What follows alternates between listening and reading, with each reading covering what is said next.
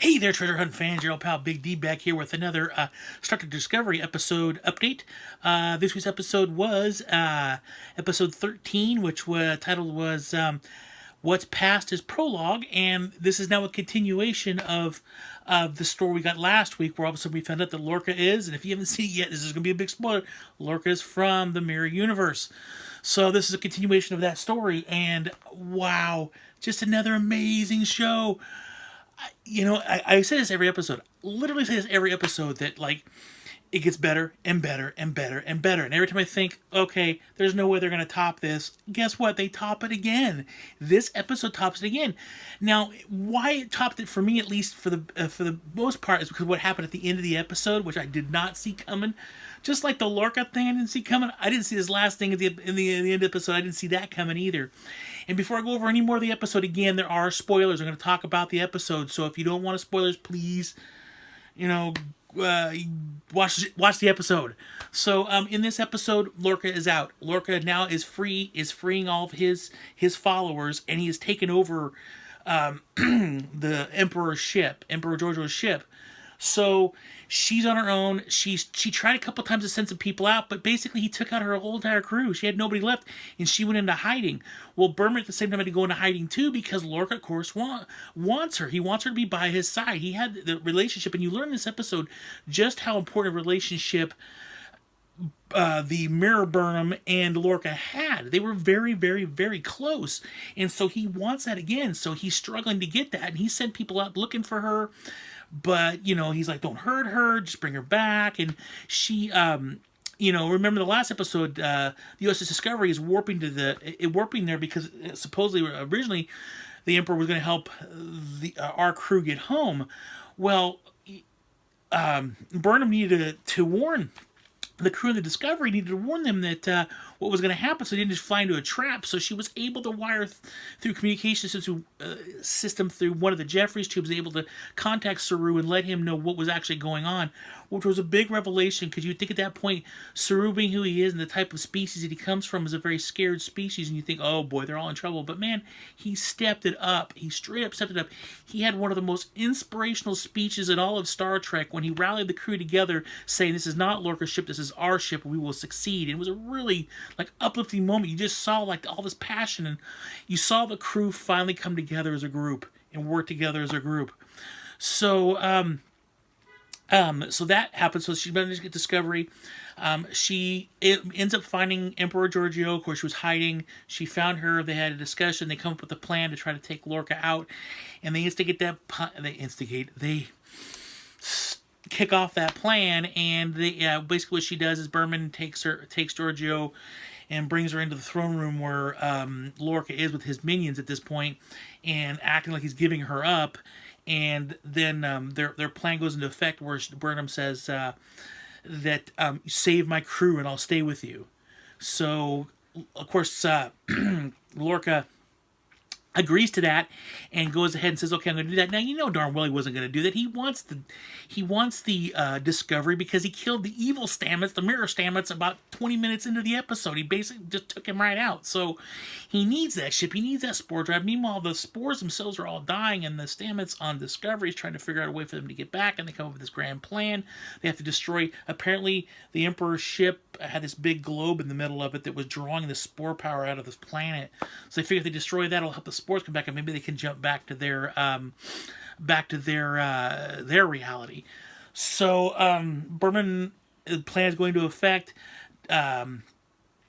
She figures out a way to let Discovery know, okay, the plan's going in. Discovery comes in. All of a sudden, Giorgio comes out with a gun. They start killing all the people. They lock off the palace room. They start taking out all the people that are in there. And then it comes down to I can't remember her name, and I feel a little bit about that, but the original security chief in the ship before Tyler took the position. In the Mirror Universe, she's still alive, and she's very loyal to Lorca. So it's that security chief versus Burnham. And then you've got the Emperor Giorgio against Lorca, and they're all fighting back and forth. Finally, security chief is killed off.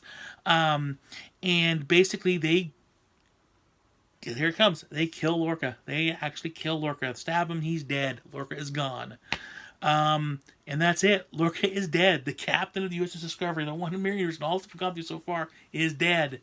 So at this point, his people, his followers, are still trying to break into the room. They want to get in there. Saru's starting to do his plan, which was their plan was to destroy the globe and meanwhile ride the wave to hopefully have, while they're riding the spore wave, to be able to use that with Stamets and his hooking up to it to be able to get back to the reality. It's very complicated. You have to kind of watch it.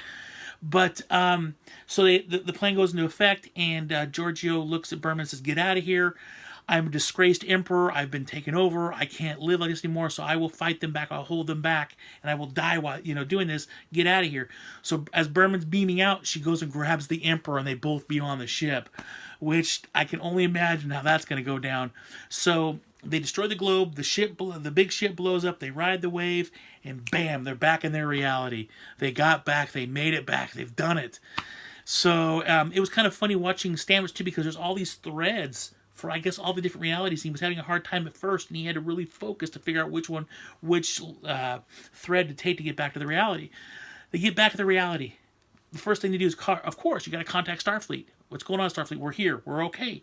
No Starfleet signal whatsoever. They find a information buoy, I think it was, and they updated their ship's information, and we find out, and this is where it kicked into overdrive again, man. I'm not kidding. This is where it did another spin again. Discovery's back in their own reality. But they are 9 months in the future from when they left. And in those 9 months, the Klingon Empire has taken out the Federation. And the Federation has been pushed back into a little corner. The Klingons won the war.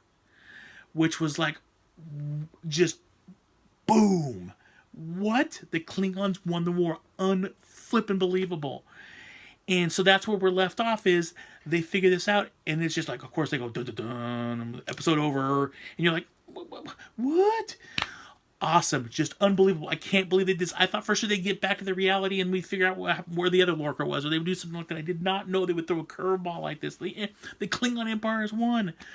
So in the preview for next week's episode, it looks like they finally get a hold of Admiral Cornwell, and a small contingent of people still there. Cornwell looks like she takes over Discovery because she doesn't believe that they're actually who they are, I guess. And then it looks like at some point they use Emperor Giorgio because she's ruthless. She's not, she knows how to fight. She knows because she came from an empire that's all they did. So it looks like they're using her to hopefully maybe turn the tide of the war. So I don't know, but we all know they have to somehow get back. They can't let this timeline go on. They're going to have to jump back somehow, which is going to have to lead to Stamets, I'm sure. But I think one interesting note here is there's a show on afterwards called Talk Trek or whatever.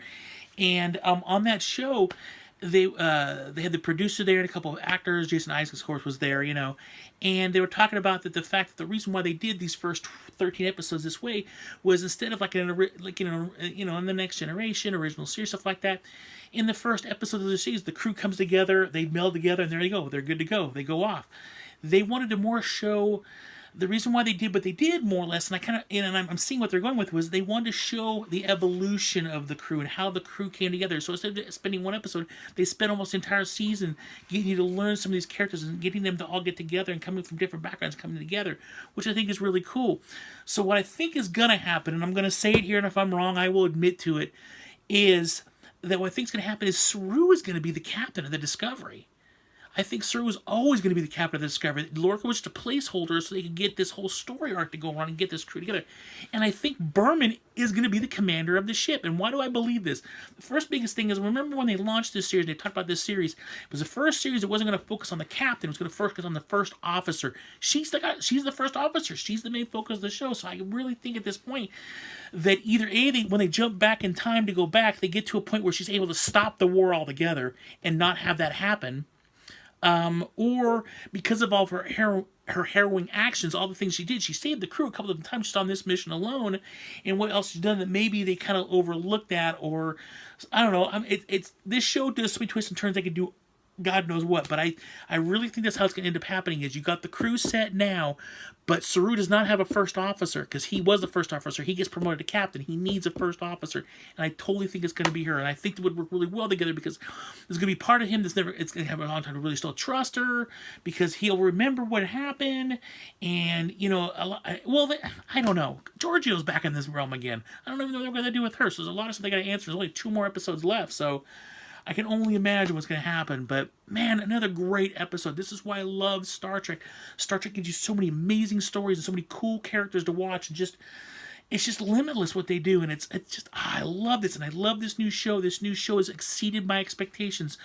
If you look at every series from the original series, the Next Generation, to Deep Space Nine, to Voyager, to Enterprise, every one of those shows, all of the original series, to me, there were some really good episodes in the first season. It was a longer first season than all those other shows, but even Next Generation, all those other shows, the first season is just a wash. It's like nothing happens in the first season of any one of those shows. Not one thing happens of any kind of significance. The whole season is just getting to know the characters. That's all it's been. This show is turning it up on its head. This show is like, oh, you're going to learn who the characters are, but they're going to be through all this conflict and all these huge story arcs and all this other stuff that you don't actually see in any one of those other series. So I am totally stoked. I love the direction they're going with this. I am so excited. I feel like it's put a breath of fresh air into Star Trek. Star Trek's been around for it's going to be 51 years this year. I mean, it is a beloved franchise of mine for my entire life. I love Star Trek, and it's just awesome to see this. I am totally stoked. So that is it for my review of this last episode. What's past is prologue. If you enjoyed this episode, please click the like button down below. If you want to see more reviews of Star Trek by the old Big D here, click the subscribe button on top and you'll get notifications every time I put another one up. You know, I notice a lot. I do this a lot. I don't know why. I don't do that in my regular life, but for some reason I feel like I need to see my finger go by every once in a while.